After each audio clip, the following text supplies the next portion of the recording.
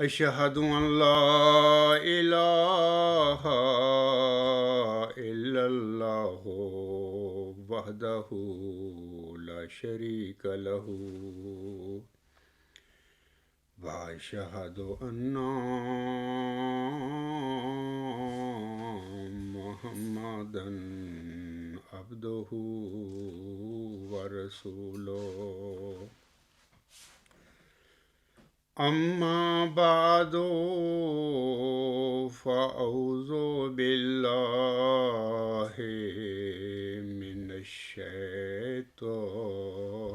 الرجيم بسم الله الرحمن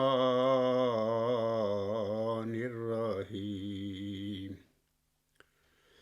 الحمد لله رب العالمين الرحمن الرحيم مالك يوم الدين إياك نعبد وإياك نستعين اهدنا الصراط المستقيم صراط الذين أنعمت عليهم صراط الذين أنعمت عليهم غير المغضوب عليهم ولا الضالين وقاتلوا في سبيل الله الذين يقاتلونكم ولا تعتدوا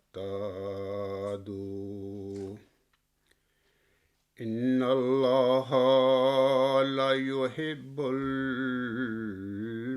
المعتدين واقتلوهم حيث ثقفتموهم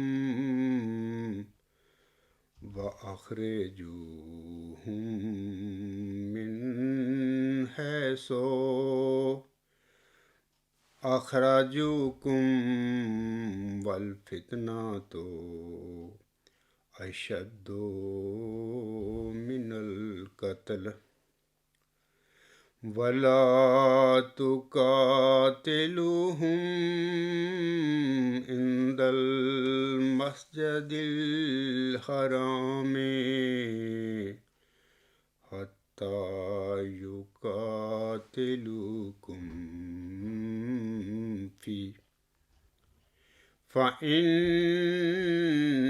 قتلوكم فاقتلوهم كذلك جزاء الكافرين فإن انتهوا فإن الله غفور رحيم وقاتلوهم حتى لا تكون فتنة ويكون الدين لله فإن انتهوا فلا عدوان إلا على الظالمين۔ یہ سورت البقرہ کی آیت نمبر 191 سے 194 تک 4 آیات ہیں۔ ان آیات میں اللہ تعالیٰ فرماتا ہے اپنے مومن بندوں کو مخاطب کر کے، اور اللہ کی راہ میں ان لوگوں سے جنگ کرو جو تم سے جنگ کرتے ہیں اور زیادتی نہ کرو، یقیناً اللہ زیادتی کرنے والوں کو پسند نہیں کرتا۔ اور جہاں کہیں ان کو پاؤ انہیں قتل کرو اور انہیں وہاں سے نکال دو جہاں سے انہوں نے تمہیں نکالا تھا، اور فتنہ قتل سے زیادہ سخت ہے، اور مسجد حرام کے قریب ان سے جنگ نہ کرو جب تک کہ وہ تم سے جنگ نہ کریں، پھر اگر وہ تم سے جنگ کرے تو تم بھی انہیں قتل کرو، ان کافروں کا یہی بدلہ ہے۔ پھر اگر وہ باز آ جائیں تو اللہ یقیناً بہت بخشنے والا، بہت رحم کرنے والا ہے۔ اور ان سے قتال کرتے رہو یہاں تک کہ فتنہ و فساد باقی نہ رہے اور دین اللہ کے لیے ہو جائے۔ پھر اگر وہ باز آ جائیں تو ظالموں کے سوا کسی اور پر سختی جائز نہیں۔ سامعین کرام، بالعموم بانی اسلام حضرت محمد مصطفیٰ احمد مجتبیٰ صلی اللہ علیہ وسلم پر یہ الزام لگایا جاتا ہے کہ انہوں نے تلوار کے ساتھ دین اسلام کو پھیلایا تھا۔ میں آپ لوگوں کو بتانا چاہتا ہوں کہ ہمارے پیارے نبی صلی اللہ علیہ وسلم نے ساری زندگی دفاعی جنگیں لڑی تھی۔ یہ جو ابھی میں نے آیات تلاوت کی ہیں، ان آیات میں اللہ تعالیٰ مظلوم مسلمانوں کو کفار اور مشرکین کے ظلموں کے خلاف انہیں جنگ کرنے کا حکم دیتا ہے۔ یعنی جب منکرین یعنی کفار اور مشرک جو ہیں مسلمانوں پر ظلم کریں، ان کو قتل کریں، ان کی جان و مال کو نقصان پہنچائیں، تو اللہ تعالیٰ ان آیات میں جو ابھی میں نے تلاوت کی ہیں مسلمانوں کو، مظلوم مسلمانوں کو حکم دیتا ہے کہ وہ ان منکرین کفار اور مشرکین کے خلاف جنگ کریں۔ مخالفین یہ جو الزام لگاتے ہیں جس کا بھی میں نے ذکر کیا ہے کہ وہ اسلام تلوار سے پھیلا، یہ سب بے بنیاد ایک جھوٹ ہے۔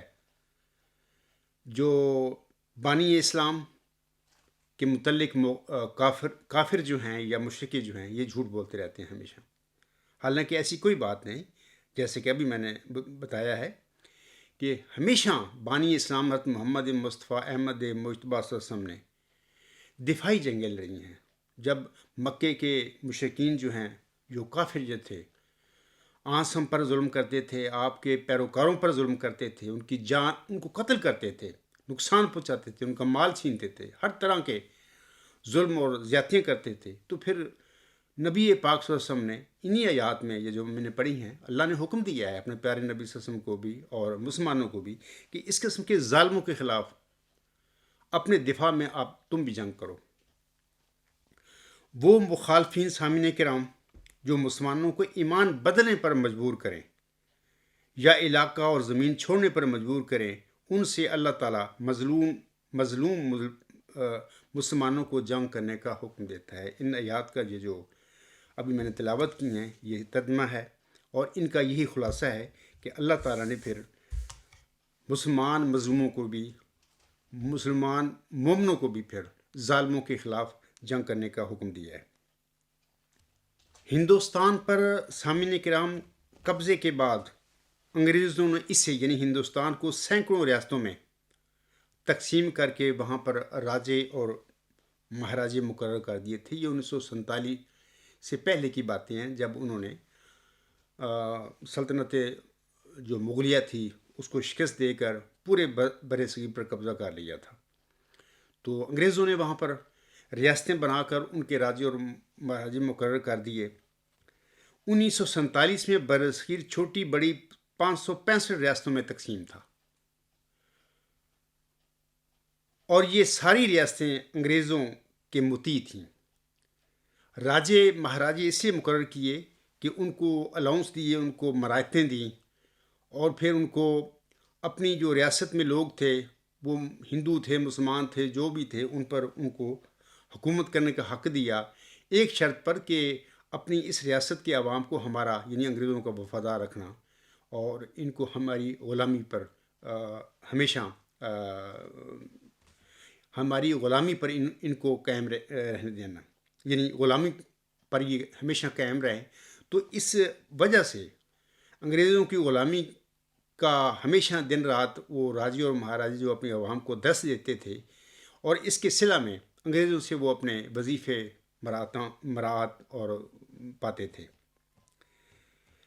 1947 کی تقسیم کے وقت ان راجوں کو جب پتہ چلا کہ یہ تو ایک انگریز چھوڑ کر جا رہے ہیں ہندوستان، اب یہ ہندوستان تو ایک قوم کے طور پر یا دو قوموں کے طور پر یہ آزاد ہو جائے گا، تو ہماری ریاستیں، ہماری حکومتیں کہاں جائیں گی؟ تو انہوں نے بہت شور مچایا. پٹیالہ میں یہ سارے راجے مہاراجے اکٹھے ہو کر انہوں نے پروگرام بنایا کہ ہمیں جو وائس رائے ہے لارڈ ماؤنٹ بیٹن، اس سے ہمیں شکوہ کرنا چاہیے کہ یہ ہم نہیں قبول کرتے، اور ہمیں حق دیا جائے کہ ہماری جو ریاستیں ہیں اسی طرح تمہارے یعنی انگریزوں کے جانے کے بعد بھی برقرار رہیں. اسی وجہ سے شروع میں سامعین کرام ماؤنٹ بیٹن جو آخری وائس رائے تھا انگریزوں کا ہندوستان کے لیے، اس کا خیال تھا یا اس کا یہ پلان تھا کہ بر صغیر کو 10-12 خود مختار ریاستوں میں تقسیم کر کے ہم ہندوستان کو یعنی بر صغیر کو آزاد کریں. لیکن جواہر لال نہرو کو یہ بات قطعاً پسند نہ تھی. جب انہوں نے اپنا پلان نہرو کے آگے رکھا تو نہرو نے اس پلان کو یعنی 10-12 ریاستوں میں، آزاد مختار ریاستوں میں ہندوستان کو بر صغیر کو تقسیم کرنے کا جو لارڈ ماؤنٹ بیٹن کا پلان تھا اس کو رد کیا. میں اسے پسند نہیں کرتا، یہ تو غلط ہے. کیونکہ جواہر لال نہرو اولاً تو ہندوستان کی ایک ہی قومی ریاست کے طور پر آزادی چاہتا تھا. یعنی جو ہندوستان ہے آپ لوگ اس کو چھوڑ جائیں، آزاد کر جائیں، یہاں پر ایک ہی حکومت بنے. تو یہ تو ان کا اولاً یہ خیال تھا. لیکن وہ یہ بھی سمجھتا تھا کہ اگر ایسا ممکن نہ ہو تو پھر وہ تقسیم کر کے تو پھر وہ دو قومی مسلم لیگ کے مطالبے کے مطابق، دو قومی نظریے کے مطابق ہندوستان کی 2 آزاد ریاستوں میں تقسیم چاہتا تھا جواہر لال نہرو. یہ تو نہرو کی خواہش تھی، اور نہرو چونکہ لارڈ ماؤنٹ بیٹن کا دوست بھی تھا، اور اس طرح سردار پٹیل جو تھا وہ لیڈر تھا کانگریس کا صدر بھی تھا، تو یہ لارڈ ماؤنٹ بیٹن ان کا دوست بھی تھا، ان کے زیر اثر بھی تھا. کشمیری عوام سامعین کرام، آرٹیکل کشمیر پر اس وقت نا راجہ ہری سنگھ جو تھا لیفٹنٹ جنرل تھا، وہ اس کی حکومت تھی. لیفٹنٹ جنرل راجہ ہری سنگھ نے جب مجبوراً جموں کشمیر کا ہندوستان کے ساتھ الحاق کیا تھا تو اس کی کچھ شرائط تھیں. اس نے کچھ شرطوں پر اپنی جو ان کی مسلمان آبادی تھی کشمیر کی، وہ ساری تقریباً 90% مسلمان تھے لوگ، ان کے زیر اثر یا ان کے دباؤ میں ہندوستان سے الحاق تو ضرور کیا مجبوری کے ساتھ، لیکن کچھ شرائط رکھیں. میں چاہتا ہوں کہ ان شرائط کا یہاں پر ذکر کر کے سامعین کو سنا دوں. سامعین کرام، کشمیری عوام کی اکثریت، جن کی اکثریت جو مسلمان آبادی پر مشتمل تھی، اس عوام نے آرٹیکل نمبر 370 اور 35A کے ساتھ ریاست جموں کشمیر کا راجہ ہری سنگھ کے ذریعے ہندوستان کے ساتھ الحاق کیا تھا. یہ 1947 کی باتیں ہیں جب بر صغیر کی تقسیم ہوئی تھی. اور سیکنڈ ورلڈ وار کے بعد انگریزوں نے دوران جنگ یہ وعدہ کر لیا تھا کہ اگر ہم کامیاب ہو گئے، دوسری عالمی جنگ جیت گئے تو ہم ہندوستان کو آزادی دے دیں. تو یہ 2 آرٹیکل جو ہیں 370 اور 35A کے جو شرائط تھیں یا آرٹیکلز تھے، ان کے ساتھ راجہ ہری سنگھ کے ذریعے مسلم جو آبادی تھی 90% کشمیر کی، انہوں نے ہندوستان کے ساتھ الحاق کیا تھا. یہ جو آرٹیکل ہیں، جہاں تک آرٹیکل 370 کا تعلق ہے سامعین کرام، تو اس ضمن میں گزارش ہے کہ 1947 میں کشمیر کا ہندوستان کے ساتھ الحاق آرٹیکل 370 کے تحت ہوا تھا، یہ جو ابھی میں نے بتایا آپ لوگوں کو. اس آرٹیکل کے تحت خزانہ دفاع خارجہ امور اور مواصلات کے علاوہ باقی امور میں قوانین بنانے میں جموں کشمیر ہندوستانی آئین سے آزاد تھا۔ اس آرٹیکل کے تحت جموں کشمیر کو اپنا الگ آئین بنانے اور اپنا الگ جھنڈا رکھنے کا حق دیا گیا، یعنی آرٹیکل 370 کے تحت۔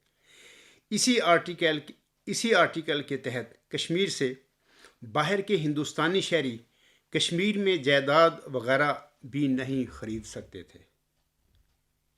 اس کا مطلب یہ تھا کشمیریوں کو ہندوستانی قوانین سے الگ اپنے قوانین کے تحت زندگی گزارنے کا حق دیا گیا تھا، اس آرٹیکل نمبر جو 370 ہے اس کے مطابق۔ دوسرا آرٹیکل جو ہے وہ ہے 35A۔ جہاں تک آرٹیکل 35A کا تعلق ہے، یہ آرٹیکل یعنی 35A 1954 میں صدارتی حکم کے ذریعے نافذ کیا گیا تھا تاکہ ہندوستانی آئین کے آرٹیکل 370 کے تحت پرانی شرائط پر جموں کشمیر کا ہندوستان کے ساتھ الحاق رہے۔ آرٹیکل 35A انڈین کشمیر کی قانون ساز اسمبلی کو اپنے شہریوں کی تعریف و توضیح کا حق دیتا ہے۔ مزید برآں آرٹیکل 35A کشمیر سے باہر کے لوگوں کو کشمیر میں مستقر رہائش اختیار کرنے، وہاں زمینیں خریدنے، لوکل حکومت کے عہدے حاصل کرنے اور تعلیم کے حصول کے لیے وظائف حاصل کرنے سے بھی منع کرتا ہے۔ اس آرٹیکل کے تحت اگر کوئی کشمیری لڑکی کشمیر سے باہر کسی غیر کشمیری لڑکے سے شادی کرتی ہے تو یہ آرٹیکل اس کشمیری لڑکی اور اس کے بچوں کو بھی کشمیر میں جائیداد کے حقوق سے محروم کر دیتا ہے، اور یہ بھی کہ ان قوانین کو جموں کشمیر کی ریاستی قانون ساز اسمبلی کی اجازت کے بغیر بدلا نہیں جائے گا۔ یہ تو دو آرٹیکل تھے جن کے ذریعے کشمیر کی مسلم آبادی جو اکثریت میں تھی، 90% لوگ مسلمان تھے، انہوں نے راجہ ہری سنگھ کے ذریعے انہی دونوں آرٹیکل کے ذریعے 1947 میں پھر ہندوستان سے یہ ایک الحاق کیا تھا۔ جہاں تک سامعین کرام راجہ ہری سنگھ کا تعلق ہے، اس سلسلے میں آپ کو تھوڑا سا بتا دیتا ہوں۔ لارڈ ماؤنٹ بیٹن 1922 میں پرنس آف ویلز کے ساتھ دورے پر انگلستان آیا تھا، اور اس وقت پرنس آف ویلز کے دورے کے دوران یہ جو ہری سنگھ تھا یہ ان کا سٹاف افسر تھا، یعنی حفاظتی افسر تھا، ان کے سٹاف میں شامل تھا۔ اور اس طرح 1922 میں ہی لارڈ ماؤنٹ بیٹن جو کہ رائل فیملی سے بھی اس کا تعلق تھا، مطلب کہ نسلی طور پر، اور اس کا یعنی دوستانہ ہو گیا ہری سنگھ کے ساتھ۔ 1925 میں کشمیر کی گدی جو ہے، چونکہ دوستانہ ہو گیا تھا لارڈ ماؤنٹ بیٹن سے، اس کے تعلقات کافی وسیع ہو گئے تھے انگریزوں کے ساتھ۔ 1925 میں لیفٹیننٹ جنرل مہاراجہ ہری سنگھ کو کشمیر کی گدی پر بٹھا دیا گیا۔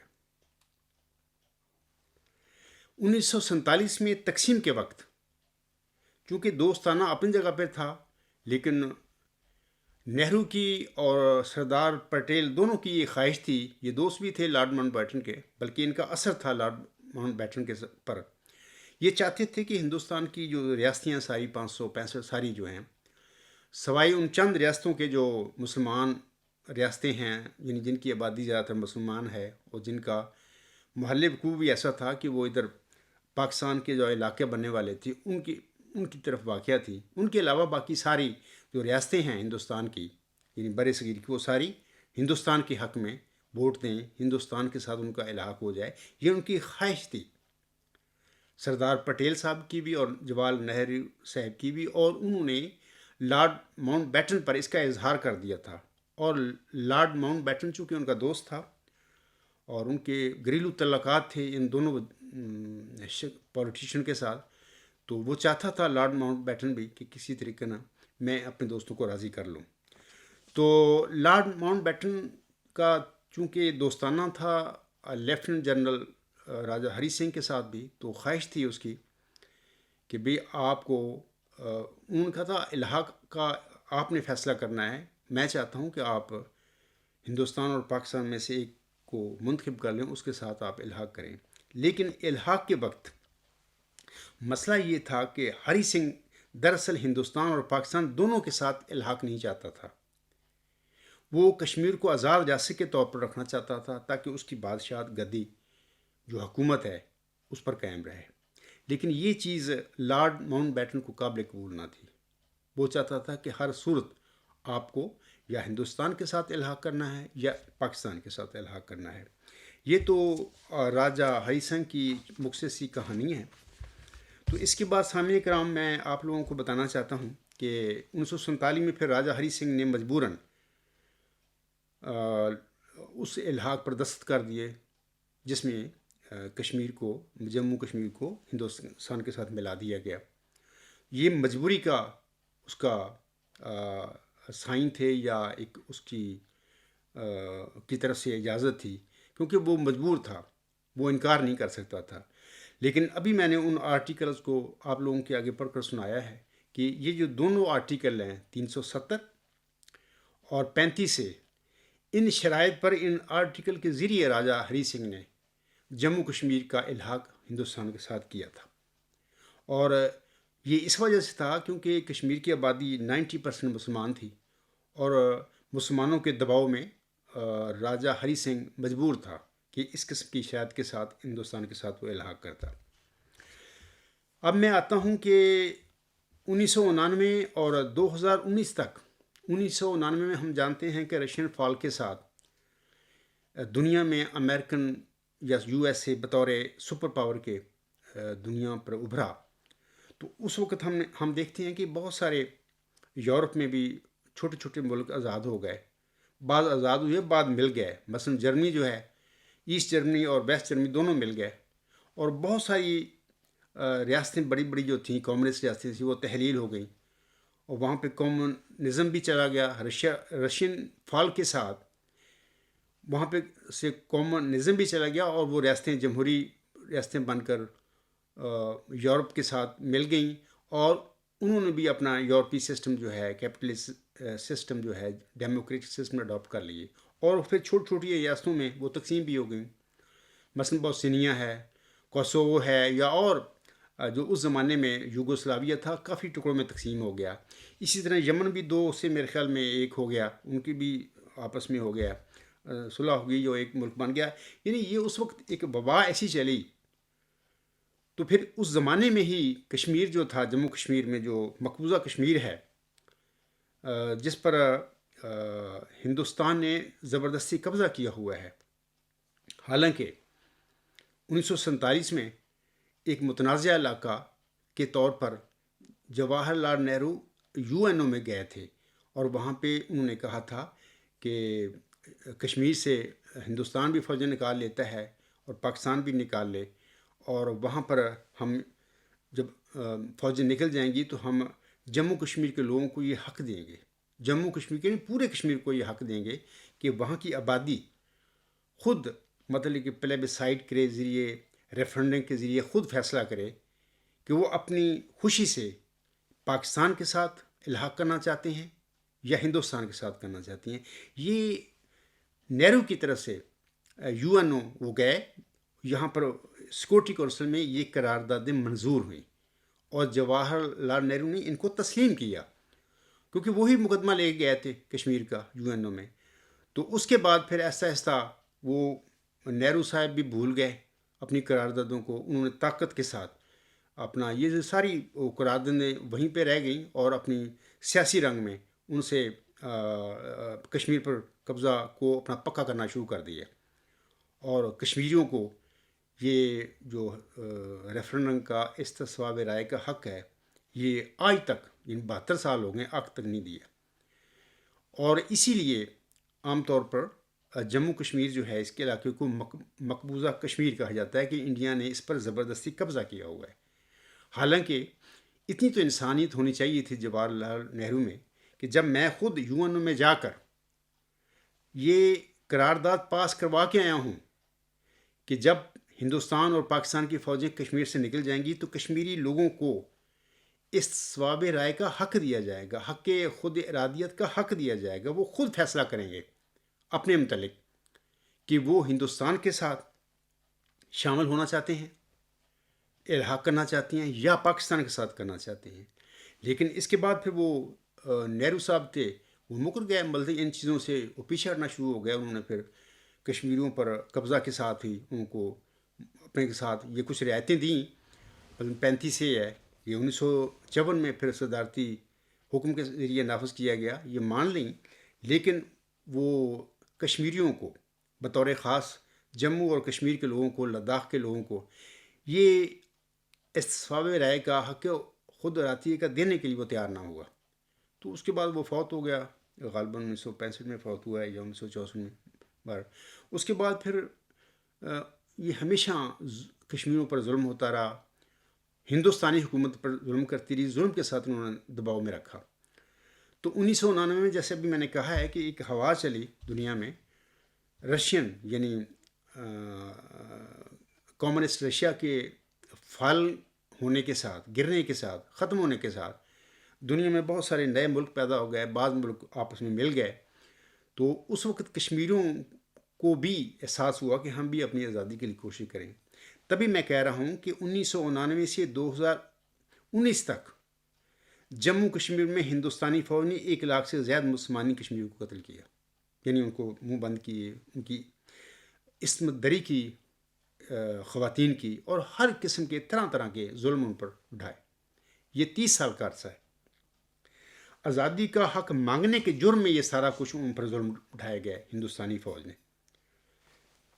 چند سالوں سے سامعین کرام یہ چھروں کا استعمال بھی ہندوستانی فوج نے شروع کیا ہوا ہے، اور یہ سارا اسرائیل کی شہ پر اس کے مدد اور تعاون کے ذریعے یہ انہوں نے یہ کام کیا ہے. اور اس سے وہ شر بندہ تو زندہ رہتا ہے، لیکن اس کی آنکھیں کی بینائی چلی جاتی ہے، کیونکہ جب وہ شرہ جو گن کا ہے، ہوائی گن ہوتی ہے، جب لگتا ہے جا کے وہ آنکھ پر اگر لگ گیا تو بینائی تو ضائع ہو گئی، بندہ زندہ رہتا ہے. تو انہوں نے سینکڑوں اور ہزاروں کشمیریوں کو بینائی سے محروم کر دیا. چند سالوں سے انہوں نے یہ کام ظلم شروع کیا ہوا ہے. مودی صاحب جو ہیں وہ اسرائیل کی مدد اور تعاون سے جموں کشمیر کے الحاق کی شرائط کو ختم کر کے اسے فلسطین کی طرح ایک ایسا علاقہ بنانا چاہتے ہیں کہ جہاں پر سارے ہندوستان سے ہندوستانی ہندو لوگ بھی آ کے جائیدادیں خریدیں، وہاں پہ رہائش اختیار کریں. اور اس طرح مقصد یہ اس لیے ہے کیا چاہتا ہے، یہ سارا آئیڈیا اسرائیل نے دیا ہوا ہے کہ اس طرح جو مسلمانوں کی اکثریت ہے، جب بہت سارے ہندو آ کے آباد ہو جائیں گے لاکھوں کی تعداد میں، تو یہ مسلمانوں کی اکثریت جو اقلیت میں بدل جائے گی. یعنی یہ ایک طریقہ، ایک فراڈ ہے مودی صاحب کا، جو اس نے مطلب کہ شد و مت سے شروع کیا ہوا ہے. اور جب سے وہ برسر اقتدار آیا ہے، غالباً پچھلے 2014 میں پہلی دفعہ وہ برسر اقتدار آیا تھا، اس کا پہلا ٹرنور اسی کام میں گزرا. اب دوبارہ پھر اس نے اکثریت حاصل کر کے پھر دوبارہ اس کا دوسری ٹرنور شروع ہو گئی ہے. تو وہ اپنے اس مشن پر کہ میں وہ 370 جو ہے آرٹیکل جو ہے، اور 35A ہے جو آرٹیکل ہے جس کے ساتھ راجہ ہری سنگھ نے جموں کشمیر یا کشمیر کا الحاق کیا ہے ہندوستان کے ساتھ، وہ میں ختم کر کے آزاد کر دوں، اور ایسا کر دوں ریاست کے جہاں پر ہندو بھی آ کے جائیدادیں خریدیں، زمین خریدیں اور سیٹل ہو جائیں. اور یہ مقصد اس کا یہ ہے کہ اس طرح مسلمانوں کی جو اکثریت ہے وہ اقلیت میں بدل جائے. سامعین کرام، علاوہ اس کے میں آپ لوگوں کو بتانا چاہتا ہوں کہ جو مودی جو ہیں یہ ہٹلر کی نازی پارٹی کی پالیسیوں پر بھی عمل پیرا ہیں. نریندر مودی کی ذہنیت اور اس کے ہندوتا کے پروگرام کے متعلق تو میں سامعین کرام بعد میں بتاؤں گا، لیکن پہلے میں آپ لوگوں کو ایڈولف ہٹلر اور اس کی نازی پارٹی اور اس کے پروگرام کے متعلق کچھ بتانا چاہتا ہوں. ایڈولف ہٹلر جو تھا یہ آسٹریا میں پیدا ہوا. اس کے ماں باپ بڑے غریب تھے، اس کا بچپن بڑی غربت میں گزرا، اور پھر 1913 میں یہ میونخ آیا، جرمنی میونخ چلا آیا. وہاں پر بھی اس نے ایک فائن آرٹس اسکول میں داخل ہونے کی کوشش کی. اس کو فائن آرٹس کا بڑا شوق تھا، تصویریں بناتا تھا، مطلب اس کی تھا اس کو شوق. لیکن اس کالج میں یا اس اسکول میں اس کو داخلہ نہ ملا. بہت بڑا مایوس ہوا وہاں پر. سار ڈیٹ لکھا گیا ہے اس کی حالات زندگی کے متعلق کہ بڑا ایک اس نے غربت میں کاٹے اور بڑا مایوسی میں یہ رہا. اس کے انہی دنوں میں کہیں کسی بغاوت کے جرم میں نے پڑھا ہے کتابوں میں کہ اس کو 5 سال کی سزا بھی ہو گئی اور پھر جیل چلا گیا. لیکن اپنی اپروچ اور سیاسی کارروائیوں کے ذریعے یہ اس جیل سے 13 مہینے کے بعد یہ آزاد ہو گیا. انہی دنوں میں یہ شخص باواریا جو آرمی تھی اس زمانے میں جرمن، اس میں یہ بطور فوجی بھی بھرتی ہوا تھا. لیکن چونکہ ایک آزاد خیال کا اس کے اپنے ایک نظریات تھے کچھ، اور اس کی وجہ سے فوج میں اس کی بنتی نہیں تھی اور پھر جلد ہی یہ فوج سے پھر فارغ ہو گیا یا فارغ کر دیا گیا یا یہ اس نے اپنے خود ہی فوج چھوڑ دی. اس کے بعد سامعین کرام 1919 میں وہاں پر national socialist German workers party کا وجود میں آئی تھی اور اس کا جو بانی تھا ڈریکسلر تھا. لیکن یہ تو فوج سے تو فارغ ہو گیا تھا ہٹلر، تو اس نے اپنی کوششوں کے ساتھ اور چلاکیوں کے ساتھ ڈریکسلر کو سائڈ پر کر کے 1920 میں یہ national socialist German workers party کا ہیڈ بن گیا.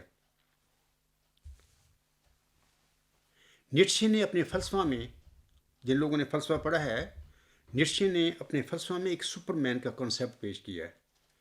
تو وہ بھی آخر میں بیمار ہو گیا زندگی میں، مطلب کہ احساس کمتری میں مبتلا تھا. باہر انٹیلیجنٹ بندہ تھا، بہت انٹیلیجنٹ تھا، اور کچھ وجوہات ہیں اس کے، مطلب کہ احساس کمتری کی بھی، اور سپر مین کا جو کنسیپٹ اس نے پیش کیا اپنے فلسفے میں اس کی وجوہات بھی ہیں کچھ. اس وقت میں اس کے متعلق تفصیل نہیں بتا سکتا. یہ جو ہٹلر تھا دراصل نیٹشے کے یہ سپر مین ہے، اس تصور کو اپنے وجود میں پورا کرنا چاہتا تھا کہ وہ جو کنسیپٹ نیٹشے نے پیش کیا ہے اپنے فلسفے میں، سپر مین جو ایک انسان ہونا چاہیے، تو وہ ہٹلر جو تھا اسی کنسیپٹ سے متاثر تھا. نازی پارٹی کے مطابق سامعین کرام، آریائی جرمن قوم کو اعلیٰ ترین قوم اور ان کے قائد کو غلطیوں سے مبرہ تسلیم کیا گیا یا تصور کیا گیا تھا اس زمانے میں. یہ جو پارٹی تھی national socialist German workers party تھی، تو انہوں نے یہ اپنے اصول بنائے ہوئے تھے. اس میں سے یہ اصول تھا ایک، اور علاوہ اس کے ان کے عزائم میں سر فہرست عظیم جرمن سلطنت کا قیام اور جرمنی کے دشمنوں جو کہ یہودی اور کمیونسٹ تھے ان کا خاتمہ بھی ان کے مد نظر تھا کہ ان کو ختم کر دیا جائے، کیونکہ یہ جرمن قوم کے یہ دشمن ہیں. اور ایڈولف ہٹلر کو بچپن سے ہی یہودیوں سے بڑی خار تھی. پتہ نہیں کوئی ان کا نفسیاتی مسئلہ تھا یا کیا وجہ تھی، کوئی ایسا واقعہ اس کے ساتھ ہو گیا، کسی یہودی نے اس کے ساتھ زیادتی کی ہوگی. بہرحال اس کی لاشعور میں یہ چیز بیٹھ گئی کہ یہ بڑے ظالم لوگ ہیں یہودی. تو وہ بچپن سے ہی ان کا دشمن تھا، اور جب یہ اقتدار میں آیا تو اس نے چن کر یہودیوں کو قتل کیا. ایڈولف ہٹلر نے اپنی کتاب میری جد و جہد یعنی مائن کمف 1923 میں غالباً جیل میں ہی لکھی تھی. مختصر سی کتاب ہے. 1934 یا 1933 میں یہ ایڈولف ہٹلر جو ہے جرمنی کا چانسلر بن گیا. 1939 میں اس نے پولینڈ پر حملہ کر کے عالمی جنگ نمبر 2 کا آغاز کر دیا، یعنی سیکنڈ ورلڈ وار کا اس نے آغاز کر دیا. 6 سالہ جنگ میں سامعین کرام 7 کروڑ انسان ہلاک ہوئے تھے. یعنی تاریخ انسانیت میں یا تاریخ ہیومن ہسٹری میں سیکنڈ ورلڈ وار ڈیڈلیسٹ وار یعنی مہلک ترین وار گنی جاتی ہے. اس میں 7 کروڑ انسان ہلاک ہوئے تھے. 30 اپریل 1945 کو برلن میں ایڈولف ہٹلر نے خودکشی کر لی جب دیکھا کہ میں یہ جنگ نہیں جیت سکتا، کیونکہ اس جنگ کے دوران یہ جو جرمنی ہے اور اٹلی ہے اور یہ تو یورپ کی 2 ملک تھے، ان کے ساتھ جاپان بھی شامل ہو گیا. یہ 3 ملک الگ مطلب کہ ایک طرف ہو گئے، اور ان کے مخالف اتحادی ملک جو تھے ان میں اس نے فرانس پر بھی قبضہ کر لیا تھا، اور بہت سارے ارد گرد جو ملک تھے اس نے ہٹلر نے قبضہ کر لیا. تو پھر اتحادی بنے وہ نا، اور ان کا لیڈر برٹن تھا. برٹن، فرانس اور رشیا پر بھی اس نے حملہ کر دیا ہٹلر نے. تو یہ اتحادی ملک تھے. ان کی اور جرمن، اٹلی اور جاپان کے درمیان لڑائی شروع ہو گئی. بعد میں امریکہ بھی اس لڑائی میں کود گیا اور وہ بھی اتحادی ملکوں کے ساتھ شامل ہو گیا، لیکن وہ دیر کے بعد شامل ہوا تھا. جہاں تک دوسری جنگ عظیم کی ہلاکتیں ہیں، ابھی میں نے بتایا ہے آپ لوگوں کو کہ 7 کروڑ اس جنگ میں لوگ ہلاک ہوئے تھے، اور یہ 1939 سے 1945 تک، یعنی 6 سال لڑی جاتی رہی.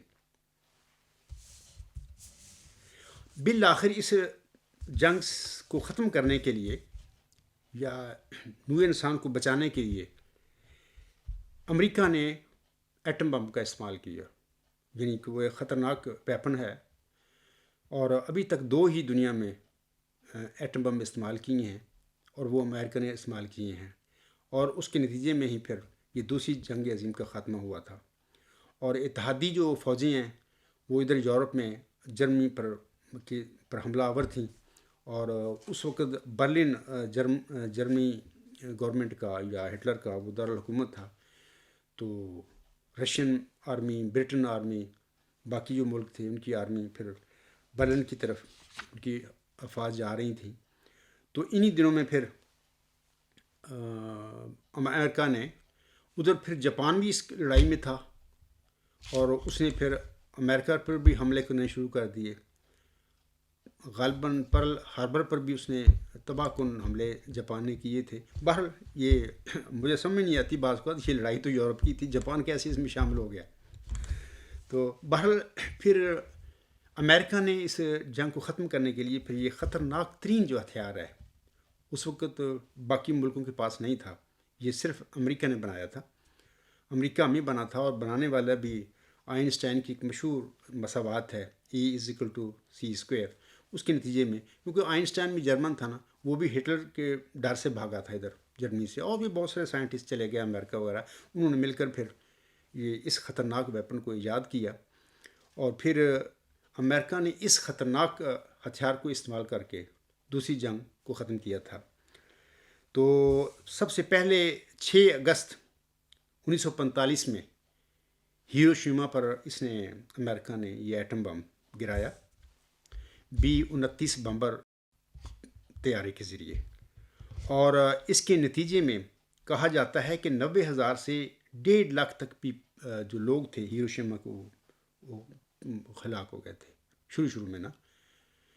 تو بعد میں تو پھر ایک لمبا عرصہ تک وہ وہاں پہ معذور، اس کی تباہیاں چلتی رہیں. آج تک بھی ان بموں کا اثر ہے جاپان میں، ہیروشیما میں. اور دوسرا 3 دن کے بعد 9 اگست کو دوسرا بم بھی پھر استعمال اس نے کیا امریکہ نے، اور یہ ناگاساکی پر کیا. اور دوسرے بم کی ہلاکتوں کے متعلق بھی لکھا جاتا ہے کہ 39,000 سے 80,000 تک لوگ صفحہ ہستی سمیٹ گئے تھے. تباہ کن، مطلب کہ پگھل گیا تھا ہر چیز وہاں پہ نا. تو یہ تباہی تھی. اس تباہی کے بعد پھر جاپان نے بھی ہاتھ کھڑے کر دیے، اور ہٹلر کو بھی پتہ لگ گیا کہ بھئی ہم نہیں جیت سکتے، اور اتحادی افواج تو برلن کی طرف آ رہی ہیں. تو اس نے پھر ہٹلر نے پھر خودکشی کر لی. یعنی 30 اپریل 1945 کو ایڈولف ہٹلر نے، یعنی اسی دن غالباً اس نے شادی بھی کی جو اس کی ساتھی عورت تھی، اور پھر دونوں پھر وہ پہلے خودکشی مطلب اس عورت نے کی، پھر اس کے بعد ہٹلر نے بھی کر لی. تو اس کی لاش کا کوئی پتہ نہیں لگا وہ کہاں گئی. ظاہر اس نے کوئی بندوبست کیا ہوگا اپنی خودکشی سے پہلے کہ میری لاش کو اس طرح. بال اتحادی فوجوں کو، اتحادی ملکوں کو وہ ہٹلر کی لاش نہیں مل سکی. اس طرح پھر یہ جو دوسری جنگ عظیم تباہ کن جنگ ختم ہوئی تھی. سامعین کرام، نازی ہٹلر کے بعد اب میں نریندر مودی اور اس کی fascist party Rashtriya civic Singh کی طرف آتا ہوں. اس پارٹی کا، اس کا مخفف ہے RSS، راشٹریہ سیوک سنگھ. اس کا یعنی مخفف RSS ہے. اس کا بنیادی جو منشور ہے ہندتوا ہے. اچھا، اس سے کیا مراد ہے؟ اس سے مراد یہ ہے ان کا پارٹی کا منشور جیسا ہے کہ ہٹلر کا تھا نا، کہ باقی یہ جو ہیں جرمن قوم ہی اعلیٰ قوم ہے، دنیا میں حکومت کا یا عزت و احترام کا حق اسی جرمن قوم کو، باقی قومیں جو ہیں وہ ساری انفیریئر ہیں، وہ گھٹیا ہیں، ان کو حکومتوں کا حق نہیں ہے. اس قسم کی بہت ساری چیزیں اور ہیں جو ایک لیکچر میں سب بیان نہیں کی جا سکتی. تو ان کا یہ پروگرام تھا، جیسے کہ وہ چاہتے تھے کہ جرمن کو ایک عظیم سلطنت بنائیں اور باقی جتنے ملک ہیں وہ اس کے تابع ہوں. اسی قسم کا ہندتوا جو ان کا پروگرام ہے RSS کا، اس کا بھی یہی پروگرام ہے کہ ہندوستان صرف ہندوؤں کے لیے ہے. باقی جو ہیں مسلمان ہیں، عیسائی ہیں، سکھ ہیں، یہ باقی لوگ جتنے بھی ہیں دیگر مذہب والے لوگ، یا تو وہ ہندو ہو جائیں یا پھر وہ ہندوستان چھوڑ دیں، یا اگر نہ چھوڑیں تو ان کو مار دیا جائے. یہ ان کا پروگرام ہے RSS کا. تو RS جو ہے یہ ہندوستان کی بنیاد پرست پرانی پارٹی ہے. بر صغیر کے مسلمان جو تھے جب آزادی کی جنگ لڑ رہے تھے مسٹر محمد علی جناح کی قیادت میں، تو بر صغیر کے مسلمانوں کو راشٹریہ سیوک سنگھ کے اس خواب کی 1937 میں جب وہ انتخاب ہوا تھا میں سمجھ آئی تھی کہ بھی یہ لوگ کیا کرنا چاہتے ہیں ہندوستان میں، ان کا کیا پلان ہے ہندوؤں کا. کانگریس اور مسلم لیگ دونوں آزادی کی اس وقت جنگ لڑ رہی تھی، لیکن یہ RSS جو تھی اس کا یہ اپنا پروگرام تھا کہ ہندوستان میں باہر اگر انگریز چلے جاتے ہیں تو یہاں پر صرف ہندو ہی رہیں. وہ دوسرے مذاہب والے لوگ ہیں یا تو ہندو مذہب کو قبول کر لیں یا پھر وہ ہندوستان چھوڑ جائیں یا پھر ان کو ہلاک کر دیا جائے. آل انڈیا کانگریس جو ہے اس کا اگرچہ بظاہر چہرہ غیر مذہبی یعنی سیکولر تھا، لیکن اس کا ایجنڈا بھی شدھی اور سنگٹھن والا تھا. یہ دراصل ہندو استحان پر سینکڑوں سال مسلم راج کے بدلے کا نعرہ تھا. یعنی یہ چاہتے تھے کہ سینکڑوں سال جو ہم پر حکومت کی ہے مسلمانوں نے، تو اس کا بدلہ اس طرح ہم لیں ان لوگوں سے، مسلمانوں سے، کہ جب انگریز چلے جائیں تو ان کو یہ کہیں کہ یا تو ہندو ہو جاؤ،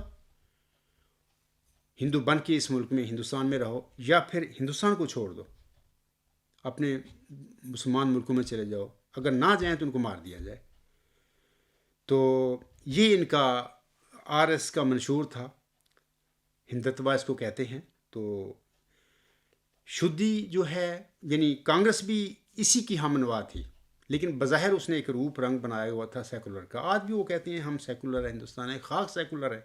وہاں پہ گاجر مولی کی طرح مسلمانوں کو قتل کیا جا رہا ہے، باقی عیسائیوں کو بھی مارا جا رہا ہے، سکھوں کے ساتھ بھی اسی طرح کا سلوک رکھا جا رہا ہے. 1984 میں کیا ہوا تھا، کتنا سکھ مارے گئے تھے، اور ان کے جو گولڈن ٹیمپل ہے اس پر حملہ کر دیا ہندوستانی آرمی نے. باری ایک لمبی کہانی ہے. مقصد یہ ہے کہ ہندوؤں کا یہی ہے پروگرام کہ ہندوستان میں صرف ہندو رہیں، ان کو حق ہے. باقی جو مذاہب والے لوگ ہیں یا پھر ہندو مذہب قبول کر لیں یا پھر ہندوستان چھوڑ دیں یا پھر ان کو ہلاک کر دیا جائے. سامعین کرام، شدھی کا مطلب ہے محمدن تہذیب پر ایمان رکھنے والوں کا مکمل جسمانی صفایا، یعنی ایتھنک کلیزنگ. اور اسی طرح سنگٹھن کا مطلب ہے مسلمانوں کو ہندوستان سے نکال باہر پھینکنے کا ایجنڈا، یعنی extermination of Indian Muslims from sub continent.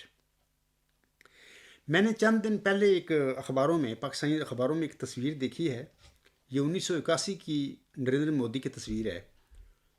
تو وہ بیٹھا ہے، اس کے پیچھے بینر لگے ہوئے ہیں آگے پیچھے، تو وہاں پر صاف لکھا ہوا ہے، دھرنا دے کر بیٹھا ہے یعنی احتجاج کر رہا ہے. ان بینروں پر لکھا ہوا 370 کو ختم کرو. یعنی 1981 سے اس بندے کا، یعنی RS کا بنیادی ممبر ہے شروع سے ہی.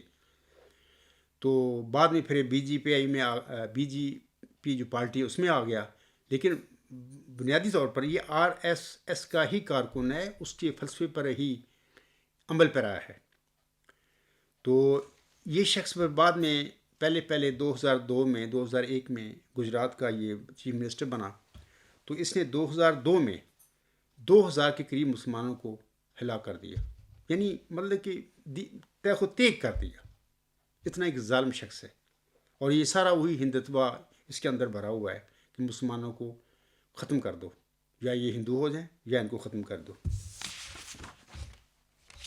جیسا کہ سامعین کرام میں ابھی بتا چکا ہوں کہ 1999 سے لے کر 2019 تک جموں کشمیر میں انڈین فوج نے 1 لاکھ کشمیری مسلمانوں کو شہید کر دیا ہوا ہے، یعنی یہ بڑی تعداد ہے۔ جموں کشمیر کے مسلمانوں اور راجہ ہری سنگھ نے جن شرائط یا آرٹیکلز یعنی 370 اور 35 کے ساتھ جموں کشمیر ریاست کا انڈیا کے ساتھ الحاق کیا تھا، نریندر مودی نے 5 اگست 2019 کو ایک یک طرفہ طور پر ان دونوں آرٹیکلز کو صدارتی حکم کے ذریعے ختم کر دیا۔ آرٹیکلز ختم کرنے سے پہلے جموں کشمیر میں 1.5 لاکھ تازہ دم فوج داخل کر دی گئی اور ریاست میں ایمرجنسی ڈکلیئر کر دی تھی اس شخص نے، یعنی 5 اگست سے پہلے ہی۔ اب 4 اگست 2019 سے جموں کشمیر میں ہمہ وقت کرفیو نافذ کیا ہوا ہے اور 90 لاکھ مظلوم کشمیریوں کو گھروں میں بند کر کے جموں کشمیر کو عملاً ایک جیل خانے میں اس شخص نے بدل دیا ہے۔ اتنا مطلب کہ اس سے فاق آدمی ہے۔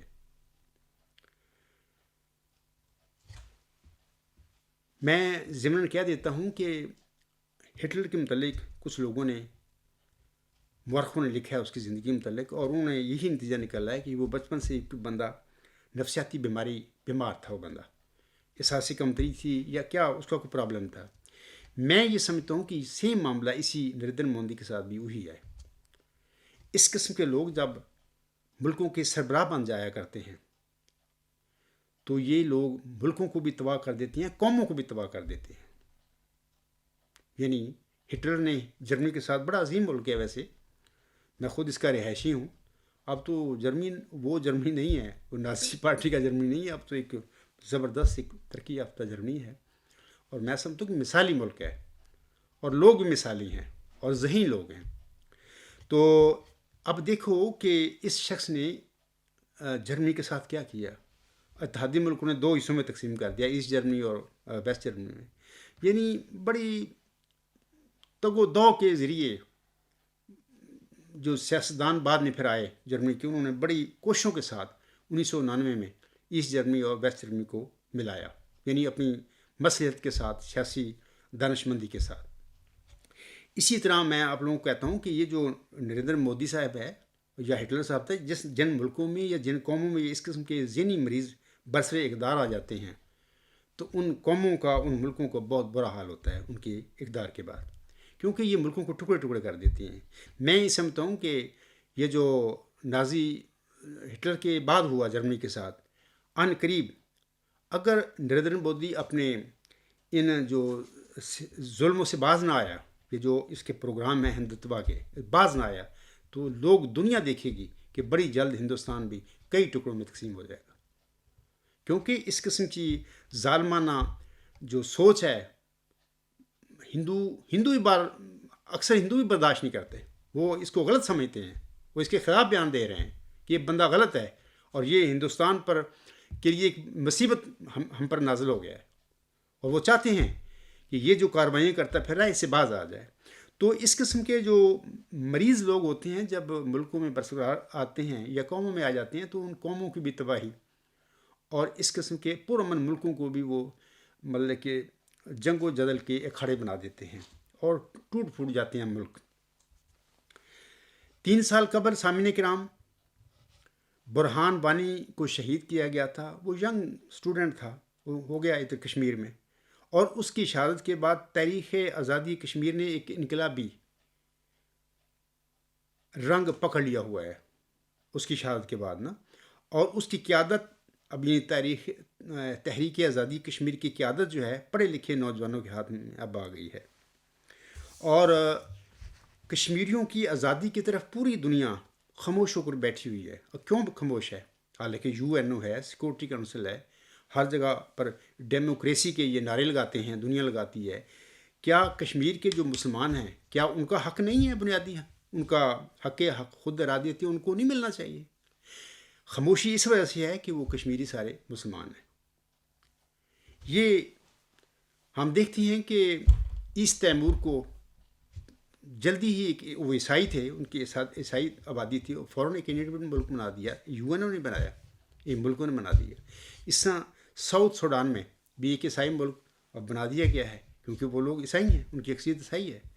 یا 72 سال سے حالانکہ جواہر لال نہرو کی قراردادیں منظور ہو کے UN میں پڑی ہوئی ہیں، سیکورٹی کونسل میں، کہ ہم کشمیریوں کو حق خود ارادیت دیں گے، ان کا استصواب رائے کروائیں گے اور ریفرنڈم ہوگا، پھر ان کا فیصلہ ہوگا، وہ چاہیں تو پاکستان کے ساتھ شامل ہو جائیں، چاہیں تو پھر ہندوستان کے ساتھ۔ دیکھیں اس قسم کے قراردادیں سیکورٹی کونسل میں ہونے کے باوجود پوری دنیا منہ بند کر کے بیٹھی ہوئی ہے، اور دن بدن 72 سال ہو گئے ہیں یہ جو کشمیری بیچارے ہیں، یہ اس کا ہندوؤں کا، ہندوستانی فوج کا ظلم سہ رہے ہیں۔ وجہ صرف یہ ہے کہ وہ بیچارے مسلمان ہیں، یہ سارا اسلام پر اور مسلمانوں پر ہی پتہ نزلہ گر رہا ہے۔ تو اللہ تعالیٰ ہمارے مسلمان ملکوں کو، مسلمان بھائیوں کو ہوش دے۔ چند دن پہلے سامعین کرام ایک آسٹریلوی صحافی نے اپنی رپورٹ میں بھارتی فوج کے مظالم کا انکشاف کیا ہے، اور یہ اس کی جو انکشاف ہیں یہ پورے اخباروں میں شائع ہوئے ہیں، میں نے بھی وہ پڑھے ہیں، یہاں پر بھی میں آپ لوگوں کو بھی پڑھ کر سنا دیتا ہوں۔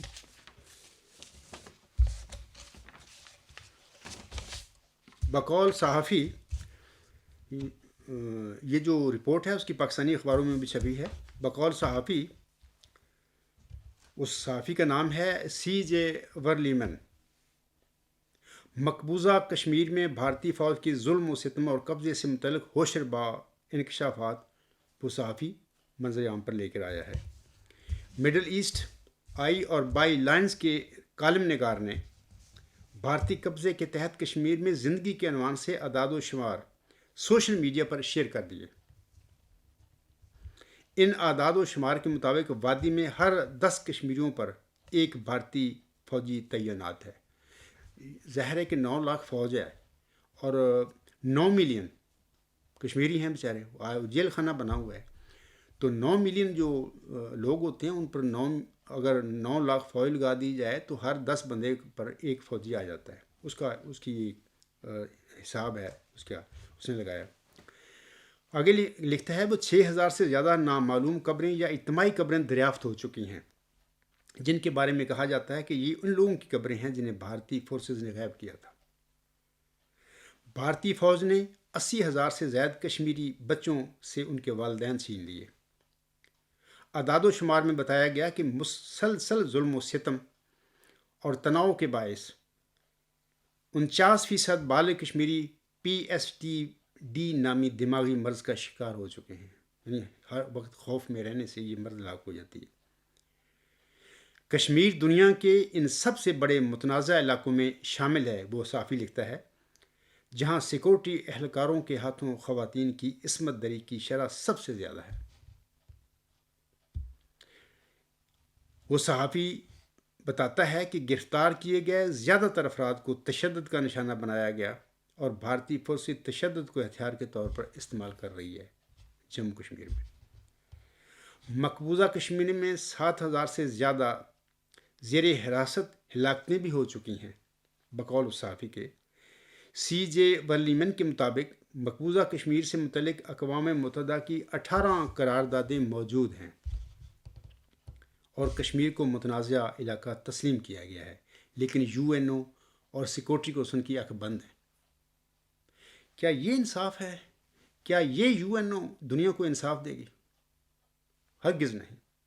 یہ چند ملکوں کی، وہ 5 ملک ہیں جن کے پاس ویٹو پاور ہے، ان کی اجارہ داری کی ایک یونین ہے، یہ ایک اتحاد ہے ان کا، ان کی ایک انجمن بنائی ہوئی ہے، اور کچھ بھی نہیں ہے۔ لیکن 2016 میں سامعین کرام بھارت نے اقوام متحدہ کے وفد کو انسانی حقوق کی خلاف ورزیوں کی تحقیقات کے لیے مقبوضہ کشمیر جانے سے روک دیا تھا۔ یہ جو آسٹریلین صحافی یہی لکھتا ہے یہ باتیں۔ سامعین کرام، اللہ تعالیٰ سورۃ البقرہ کی آیت نمبر 215 میں فرماتا ہے، ام حسبتم ان تدخلوا الجنة ولما یأتکم مثل الذین خلوا من قبلکم مستهم البأساء والضراء وزلزلوا حتى يقول الرسول والذين آمنوا معه متى نصر الله الا ان نصر اللہ قریب۔ اس آیت کریمہ میں اللہ تعالیٰ اپنے مومن بندوں سے مخاطب ہو کر فرماتا ہے کہ کیا تم گمان کرتے ہو کہ تم جنت میں داخل ہو جاؤ گے، حالانکہ ابھی تم پر ان لوگوں جیسے حالات نہیں آئے جو تم سے پہلے گزر چکے ہیں۔ انہیں سختیاں اور تکالیف پہنچیں اور وہ خوب ہلا کر رکھ دیے گئے، یہاں تک کہ رسول اور وہ جو اس کے ساتھ ایمان لائے تھے پکار اٹھے کہ اللہ کی مدد کب آئے گی، سنو یقیناً اللہ کی مدد قریب ہے۔ سامعین کرام، ان آزمائشوں سے گزرنے کے بعد، اس جد و جہد کے گزرنے کے بعد تو پھر اللہ تعالیٰ کی مدد بھی آ جایا کرتی ہے۔ اللہ تعالیٰ کی نصرت سامعین کرام یا اے میرے مسلمان بھائیوں یقیناً نازل ہوتی ہے، لیکن اس سے پہلے اہل ایمان کو اپنے حصے کا کام کرنا پڑتا ہے۔ وہی کام جو جنگ بدر میں 313 جو اصحاب تھے، انہوں نے 1000 کا ایک لشکر جرار تھا کفار مکہ کا یا مشرکین مکہ کا، اس کے خلاف جو کام کیا تھا، جس طرح وہ لڑے تھے جیسے ایمان اور جذبے کے ساتھ، تو اس قسم کا کام اہل ایمان کو پہلے کرنا پڑتا ہے۔ جب یہ کام ہوتے ہیں تو پھر اللہ تعالیٰ کی مدد بھی یقیناً نازل ہوتی ہے۔ اقبال نے بڑا خوبصورت اس مضمون کو اپنے ایک شعر میں بیان کیا ہے۔ وہ کہتے ہیں فضائے بدر پیدا کر فرشتے تیری نصرت کو، فضائے بدر پیدا کر فرشتے تیری نصرت کو، اتر سکتے ہیں گردوں سے قطار اندر قطار اب بھی۔ سامعین کرام، اب میں حکومت پاکستان کی فوج اور پاکستانی عوام سے ایک درخواست کرنا چاہتا ہوں، وہ یہ کہ جیسا کہ خاک صاحب نے شروع میں سورۃ البقرہ کی آیات 191 تا 194 کی تلاوت کی ہے، ان آیات میں اللہ تعالیٰ نے اپنے ممبدوں کو مظلوم مسلمانوں کی ہر قسم کی مدد کرنے کی نصیحت فرمائی ہے، بلکہ حکم فرمایا ہے۔ اس وقت کشمیر کے مظلوم مسلمان آپ سب کی دعاؤں کی بھی اور آپ سب کی بھرپور عملی مدد کی بھی ان کو ضرورت ہے۔ اگرچہ جنگ میں سامعین کرام نقصان ہی ہوتا ہے، جنگ کسی طرح بھی مناسب نہیں ہے، جنگ کی طرف نہیں جانا چاہیے انسانوں کو، لیکن اگر ظالم اور شیطان کے چیلے ظلم کرنے سے باز نہ آئیں اور وہ شرفا کو ہر قیمت پر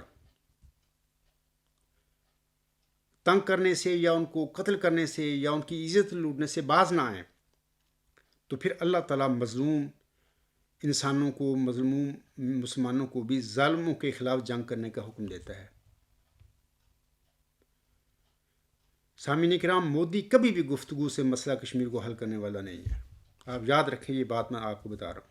ہو ہی نہیں سکتا کہ یہ بندہ سفارتی ذرائع کے ذریعے یا گفتگو مسئلہ کشمیر کے متعلق ثالثی کے ذریعے یہ بندہ اس کی طرف آ جائے، کیونکہ یہ ہٹلر کی مثیل لگتا ہے مجھے۔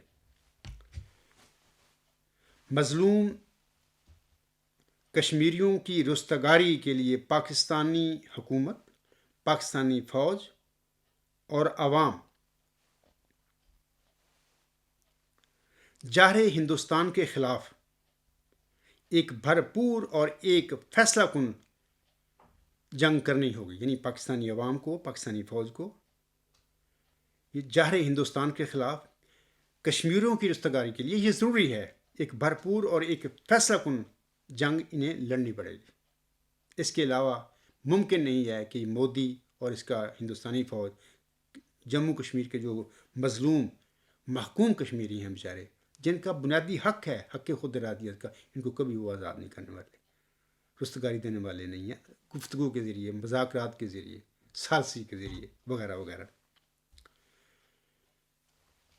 میں کامل یقین رکھتا ہوں سامعین کرام کہ جب جنگ شروع ہو جائے گی تو بڑی جلدی یو این او اور بڑی طاقتیں بیچ میں پڑ کر اقوام متحدہ کی منظور شدہ قراردادوں کی روشنی میں مسئلہ کشمیر کو حل کرنے میں دیر نہیں لگائیں گے. وہ پھر حل ان کو کرنا پڑے گا، کیونکہ اس وقت دونوں ہندوستان اور پاکستان ایٹمی پاورز ہیں. اور یہ اگر جنگ بڑھتی ہے تو صرف برصغیر کوئلہ نہیں بنے گا، بلکہ پوری دنیا پر اس جنگ کا اثر پڑے گا، اور اربوں لوگ تو ویسے ہی ہلاک ہو جائیں گے، اور جو موسم ہے دنیا کا وہ بدل جائے گا. بعض لوگ تو کہتے ہیں کہ اگر چند اٹامک بم بھی چل گئے تو 10 سال تک یہ اتنا سرد موسم ہو جائے گا کہ یہاں پر سورج کی روشنی نہیں صحیح طریقے آئے گی، کہ اتنا دھواں، یعنی اربوں ٹن دھواں اوپر چلا جائے گا جو سورج کی شعاؤں کو روک دے گا. یعنی یہ ہلاکت ہے انسانوں کے لیے. اور خوراک جو ہے وہ بہت کم پیدا ہوگی. کچھ لوگ تو جنگ میں لوگ مر جائیں گے، اور کچھ لوگ خوراک کی کمی کی وجہ سے مر جائیں گے، اور پھر طرح طرح کی بیماریاں پیدا ہوں گی جن کا علاج کوئی نہیں لوگوں کو، جن کے علاج کے لیے ڈاکٹروں کو پتہ نہیں ہوگا بھائی اس کا کیسے علاج کرنا ہے. تو یہ جو جنگ ہے، اگر نریندر مودی ہوش کے ناخن لے اور یو این او بھی ہوش کے ناخن لے کہ یہ بڑا خطرناک، یہ فلیش پوائنٹ ہے، نیوکلیر فلیش پوائنٹ ہے اس وقت کشمیر جو ہے. ان کو چاہیے کہ مسلمانوں کے تعصب کی وجہ سے اس خطرناک جو پوائنٹ ہے، فلیش پوائنٹ ہے، اس کی طرف یہ جو انہوں نے رویہ اپنایا ہوا ہے کہ توجہ نہیں کرنی، مسلمان ہی ہیں نا، مرتے رہیں، یہ بڑا خطرناک ہوگا دنیا کے لیے. یہ صرف اس سے برے صغیری تباہ نہیں ہوگا، بلکہ اربوں جو آبادی ہے دنیا کی وہ ختم ہو جائے گی، اور پوری دنیا متاثر ہوگی اس نیوکلیر وار سے. اور یہ پھر ابھی میں کہتا ہوں کہ یقیناً یہی بات ہوگی، اور پاکستان کی عوام بھی یاد رکھے، اور پاکستانی حکومت کو بھی میں یہی کہوں گا، اور پاکستانی فوج کو بھی میں یہی کہوں گا کہ اگرچہ جنگ اچھی نہیں ہوتی، اسلام میں جنگ کا رجحان نہیں ہے، مطلب کہ دین اسلام ایک امن کا مذہب ہے، اور جنگ کی طرف نہیں کہتا کہ لوگ جنگ لڑیں. لیکن اللہ تعالیٰ جیسے کہ سورۃ بقرہ کی میں نے آیات پڑھی ہیں، مظلوم مسلمانوں کو پھر حق دیتا ہے کہ تم بھی مشرکین اور جو منکرین ہیں، جو ظالم ہیں، ان کے خلاف اپنی رہائی کے لیے، اپنی عزتیں بچانے کے لیے، اپنے گھر بار بچانے کے لیے، اپنی جانیں بچانے کے لیے تم بھی لڑو. تو یہ نبی پاک صلی اللہ علیہ وسلم نے پھر دفاعی جنگیں لڑی ہیں اپنی زندگی میں. اس وقت بھی پھر میں سمجھتا ہوں یہ مجبوری ہوگی پاکستان کی فوج کی، پاکستانی حکومت کی، پاکستانی عوام کی ہندوستان کے ساتھ لڑنا، کیونکہ 72 سال ہو گئے ہیں وہ بیچارے دن رات وہ ظلم سہ رہے ہیں. ہندوستانی فوج کا کشمیری، ان کا کیا قصور ہے؟ کیا وہ انسان نہیں ہے؟ کیا جمہوریت صرف امریکہ کے لیے، یورپ کے لیے ہے؟ کیا ان کا حق نہیں ہے کہ ان کو بھی یہ بنیادی حق ملنا چاہیے؟ یہ government of the people, by the people, for the people, ان کا حق ہے. وہ چاہیں تو پاکستان میں شامل ہو، اس کے ساتھ الحاق کریں، وہ چاہیں تو ہندوستان کے ساتھ کریں، ان کا حق ہے بنیادی، ان کو حق ملنا چاہیے. یہ جو یو این او بنی ہوئی ہے یہ ظالم ہے. یہ میں کہہ رہا ہوں کہ چند ملک ہیں 5 ویٹو پاور والے، یہ مطلب کہ ان کی مطلب کہ اجارت داری ہے دنیا پر. یہ یو این او کبھی بھی کمزوروں کو انصاف نہیں دے سکتی، نام کی یہ یو این او ہے.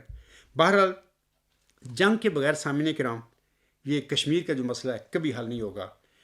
پاکستان کی حکومت، عوام یا فوج آج جنگ لڑ رہے، 2 سال کے بعد لڑ رہے، 10 سال کے بعد لڑ رہے، 50 سال کے بعد لڑ رہے، مظلوم کشمیریوں کی رستگاری کے لیے باہر ان کو ایک فیصلہ کن اور ایک بھرپور جنگ لڑنی پڑے گی. اور جب جنگ شروع ہو جائے گی میں یقین دلاتا ہوں کہ فوراً ہی یہ ویٹو پاور کے 5 جو اجارہ دار قوتیں ہیں ان کو سمجھ آ جائے گی اب یہ کیا ہونے والا ہے. تو فوراً وہ کشمیریوں کی مدد کے لیے یا پاکستان کی مدد کے لیے نہیں آئیں گی، اپنی بچاؤ کے لیے آئیں گی. یہ اگر ایٹمی اسلحہ چل پڑا تو ہم بھی چلے جائیں گے. یعنی اپنے دفاع کے لیے پھر مجبوراً ان کو آنا پڑے گا اور کشمیر کا مسئلہ حل کرنا پڑے گا ان کو. تو بہر اللہ تعالیٰ عقل اور سمجھ دے مودی صاحب کو کہ وہ اس قسم کا یہ جو اس نے کیا ہوا ہے ظلم کشمیریوں کے اوپر، وہ اس کو ظلم نہ کرے. آخر وہ انسان ہے، وہ کیا کہتے ہیں، وہ اپنا بنیادی حق مانتے ہیں. حق خود ارادیت جو ہے ان کا بنیادی حق ہے، تو ان کو ملنا چاہیے. آج سامعین کرام امت مسلمہ کی منافقت اور افتراقی پر میرا تو دل جو ہے خون کے آنسور ہوتا ہے بعض کا. یہ امت محمدیہ ہے، یہ مسلمان اور اسلامی ملک ہیں. اس ٹائم 56 مسلمان ملکوں کا یہ حال ہے کہ اکثریت مظلوم کشمیریوں کی رستگاری کے لیے ان کے حق میں بیان دینے سے بھی گریز کر رہے ہیں. یہ مسلمان ہیں یہ لوگ. حالانکہ عاصم نے فرمایا ہے کہ ایک مسلمان جو ہے وہ ایسا ہوتا ہے جیسے ایک جسم ہے. جسم کے ایک عضو کو اگر تکلیف ہو تو پورا جسم اس سے متاثر ہوتا ہے. ایسے ہی اگر کسی ایک مسلمان کو یا کسی ایک مسلمان ملک میں مسلمانوں کو تکلیف ہو رہی ہو، اگر وہ باقی مسلمان ملک ہیں تو ان سب کو تکلیف ہونی چاہیے. اس تکلیف کی ان کو پر اثر ہونا چاہیے کہ ہمارے بھائیوں کے ساتھ یہ ظلم ہو رہا ہے. لیکن دیکھو اس وقت حال یہ ہے امت محمدیہ کا یا 56 مسلمانوں کا کہ وہ مظلوم مقہور بیچارے کشمیریوں کی رستگاری کے لیے ان کے حق میں ایک بیان دینے کے لیے بھی تیار نہیں ہے. ان کی رستگاری کے لیے بھئی ان کو حق خود ارادیت ملنا چاہیے، یا ہندوستان کو جو UN میں قراردادیں جواہر لال نہرو نے پاس کروائی ہیں ان کے مطابق کشمیریوں کو حق ملنا چاہیے. یہ بھی وہ کہنے کے لیے تیار نہیں ہے. اپنے دنیاوی مفادات، یہ سارا مسئلہ ہے. اب سوال یہ ہے کہ کیا اسلامی ملک یہ جو ہیں سارے یہ مسلمان ملک ہیں؟ ہرگز نہیں. یہ دنیا دار اور دنیا پرست، دنیا حاصل کرنے والے یہ لوگ ہیں. یعنی ہم کہہ سکتے ہیں یہ دنیا پرست لوگ ہیں، نام کے مسلمان ہیں، جنہوں نے اپنی اخروی زندگی کو بھلا دیا ہوا ہے. آج امت محمدیہ کا یہ حال ہے سامعین کرام کہ اسلامی ملکوں کے منافق سربراہوں کی کرتوتوں کی وجہ سے یہ جو امت کا جو حال ہے سارا، عام مسلمان غریب بیچارہ وہ تو مر رہا ہے ان منافق سربراہوں کی وجہ سے. میں کسی ملک کا نام نہیں لیتا، لیکن بعض ملک ایسے بھی ہیں جن کے سربراہ بڑے دیانتدار ہیں، وہ مسلمانوں کا درد بھی رکھتے ہیں اپنے اندر، لیکن وہ چند ہیں، وہ کیا کریں بیچارے. اور ان میں جو ملک ہیں ایسے، ان کی اپنی اقتصادی طاقت، معاشیت کمزور ہے، یا کسی کے پاس فوجی طاقت نہیں ہے. بہرحال بعض ایسے ملک ہیں جن کے سربراہ باقی صحیح جذبہ بھی رکھتے ہیں امت محمدیہ کے دفاع کا اور مسلمانوں کی مدد کا، لیکن وہ بیچارے اکثریت کے آگے وہ چپ ہیں، وہ کچھ کر نہیں سکتے. سامعین کرام، اپنے اس لیکچر کے آخر پر میں منور بدایونی کے چند اشعار پیش کرنا چاہتا ہوں.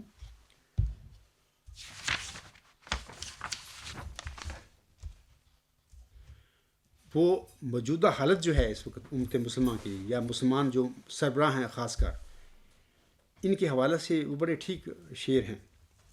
حال ہی کے اشعار پر سامعین کرام منور بدایونی کی تضمین ہمارے موجودہ حالات کے عین مطابق ہے.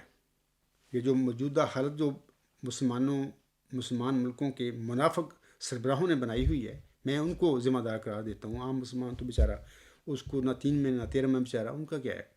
یہ سارا جو بگاڑ ہے امت محمدیہ کا، تفریق ہے، افتراق ہے، یہ ان منافق سربراہوں کی وجہ سے ہے. اور یہ جو حال ہی کے اشعار پر منور بدایونی کی تضمین انہی منافق جو سربراہ ہیں انہی کے پیدا کردہ حالات کے عین مطابق ہے. منور بدایونی لکھتے ہیں، چھائی ہوئی عالم پہ قیامت کی گھٹا ہے، چھائی ہوئی عالم پہ قیامت کی گھٹا ہے، بدلی ہوئی دنیا میں زمانے کی ہوا ہے. گردش میں مسلمان ہیں فلک کانپ رہا ہے، غیروں کی شکایت نہیں اپنی ہی خطا ہے. گردش میں مسلمان ہیں فلک کانپ رہا ہے، غیروں کی شکایت نہیں اپنی ہی خطا ہے. اے خاصا اے خاصان رسول وقت دعا ہے، امت پہ تیری آ کے عجب وقت پڑا ہے. کفار کے نرغے میں ہے اسلام کا عالم، کفار کے نرغے میں ہے اسلام کا عالم، جو خاص کا عالم ہے وہی عام کا عالم. ہو مصر کا اردن کا کہ ہو شام کا عالم، ہر صاحب ایمان کے لب پر یہ صدا ہے، ہر صاحب ایمان کے لب پر یہ صدا ہے. اے خاصا اے خاصان رسول وقت دعا ہے، امت پہ تیری آ کے عجب وقت پڑا ہے. سامعین کرام، اس پہ میں اپنا لیکچر ختم کرتا ہوں.